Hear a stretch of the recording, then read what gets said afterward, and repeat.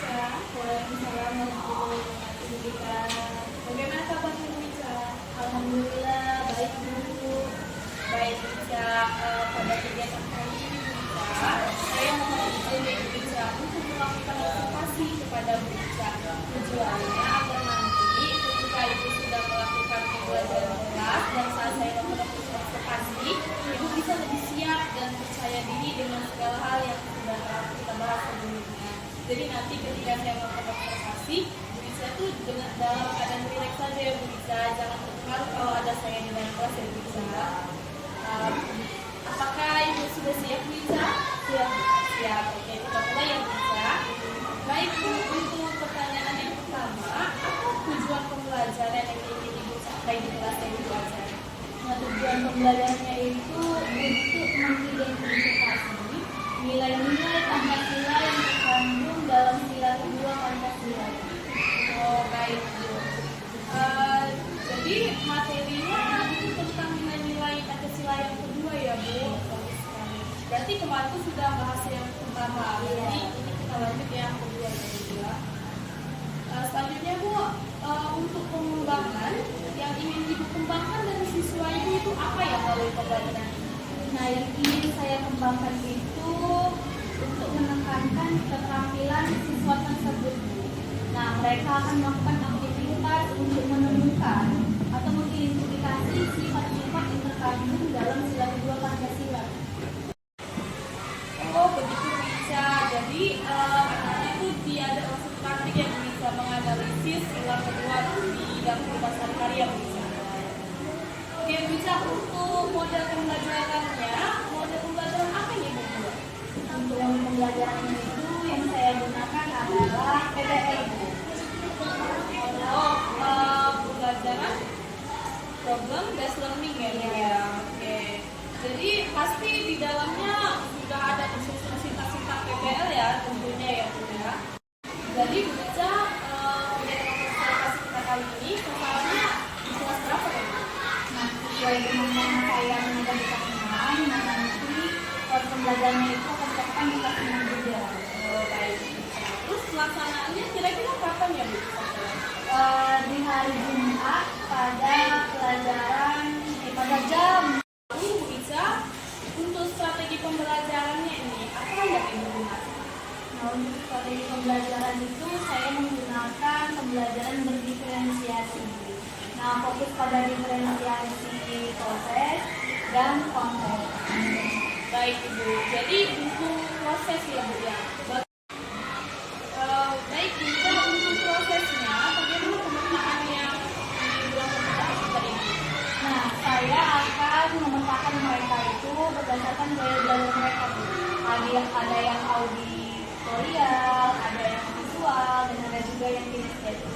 Nah, nanti masing-masing itu akan diberikan tugas yang sesuai dengan gaya belajar mereka. Oh, bagus sekali ya Bu Ica. Saya apresiasi untuk Bu Ica ya, karena jadi 3 gaya belajar ini Ibu Ica berhasil mungkin nanti ya Ibu capai untuk anak itu, karena semua 3 pembelajaran ini Ibu penuhi Terus selanjutnya Bu Ica, kalau untuk konten apa yang akan mereka kerjakan? Nah, kalau untuk konten itu nanti mereka akan mendapatkan materi-materi mengenai sila kedua Pancasila dan nantinya akan mereka aplikasikan dalam kehidupan sehari-hari. Oh begitu ya Bu Ica. Terus kalau yang visual mungkin dapat video ya Bu Ica. Kalau yang kinetik mungkin juga sesuaikan dari LKPD ya Bu Ica. Lalu untuk penilaiannya itu gimana ya Bu Ica? Saya melakukan penilaiannya itu tes tertulis dan juga observasi siswa langsung terhadap peserta didik. Berarti secara langsung penilaiannya itu ya Bu Ica. Selanjutnya Bu Ica, kelas berapa ya Bu Ica nanti akan menjadi siswa? Nah, saya mengajar di kelas 6. Nah, nanti kemungkinan Kak, Bu Ica, jadi kira-kira kapan ya bisa kita lakukan observasi dan pelaksananya kapan? nah, pelaksanaannya itu pada hari Jumat di jam pertama dan kedua ya Bu. Baik. Jadi Bu Ica, saya rasa cukup untuk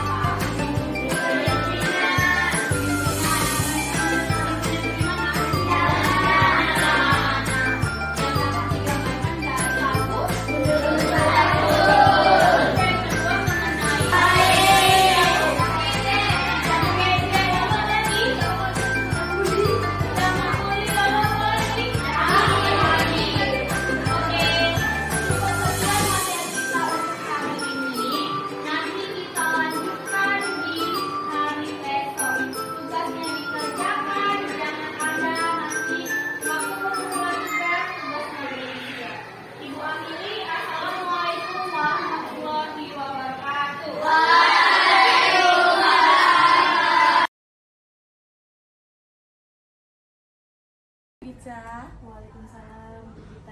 Apa kabar Bu Ica? Alhamdulillah sehat hari ini. Jadi Bu Ica, saya ingin nanya nih Bu Ica, gimana sih perasaan Bu Ica setelah kita melakukan kegiatan dari praobservasi, pas observasi dan ini terakhir, gimana perasaannya Bu Ica? Alhamdulillah saya merasa sangat senang Bu. Senang ya Bu Ica. Ada rasa canggung ya Bu Ica? Iya, rasa grogi sedikit Bu. Ya Bu Ica, langsung saja ya Bu Ica. Mulai pertanyaan pertama. Kemarin kan saya lihat Bu Ica pas observasi membawakan materi tentang sila kedua ya Bu Ica ya. Nah, dan di situ saya juga lihat Bu Ica juga sudah menerapkan pembelajaran berdiferensiasi. Nah, jadi yang ingin saya pertanyakan Bu Ica,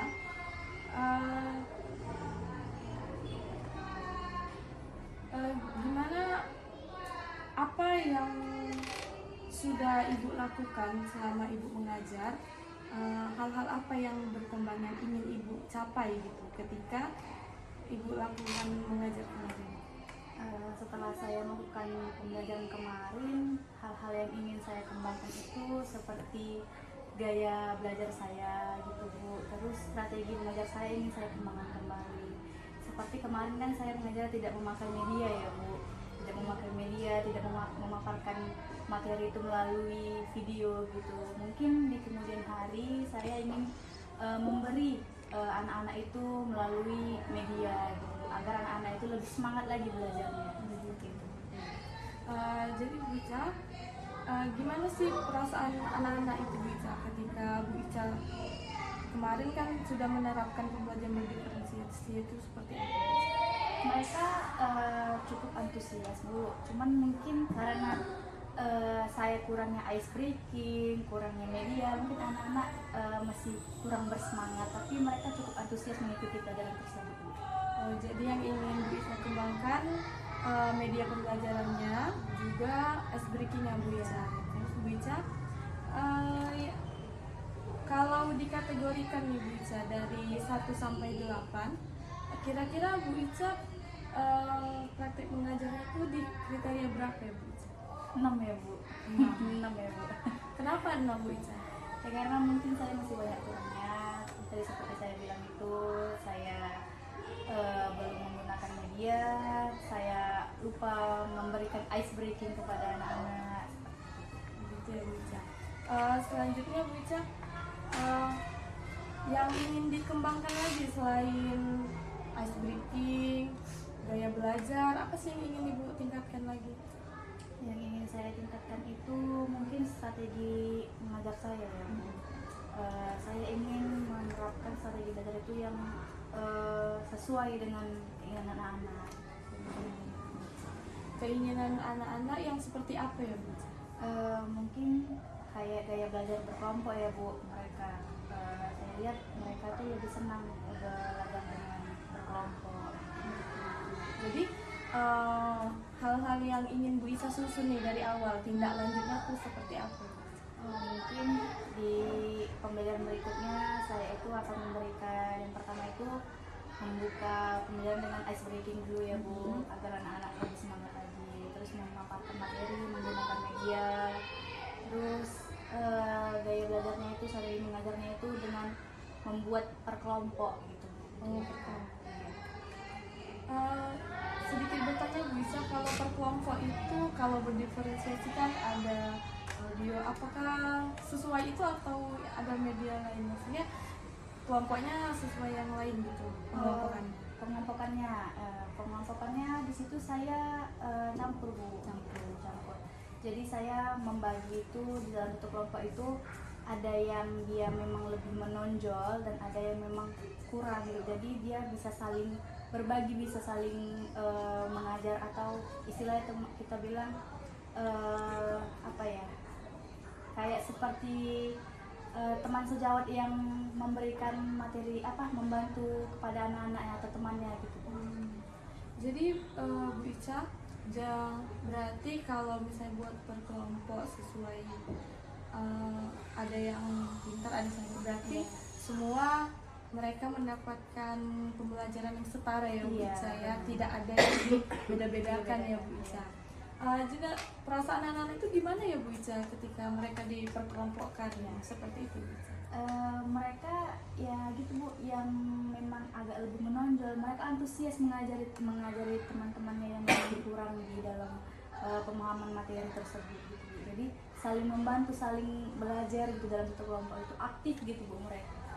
Seperti itu ya Bu Ica. Jadi Bu Ica untuk kedepannya nih, Bu Ica akan membuat berkelompok seterusnya atau gimana Bu Ica? Mungkin tidak seterusnya ya Bu, mungkin pada saat materi-materi tertentu memang yang mengharuskan berkelompok, saya buat berkelompok gitu. Gitu. Oke Bu Ica, terima kasih ya Bu Ica. Ya, Bu Sampai di Ica. sini percakapan pasca observasi kita. Jika ada yang ingin mau ditanyakan lagi bisa jumpai saya nanti ya Bu Ica. Ya, aduh. Terima kasih Bu Ica. Ya, Assalamualaikum.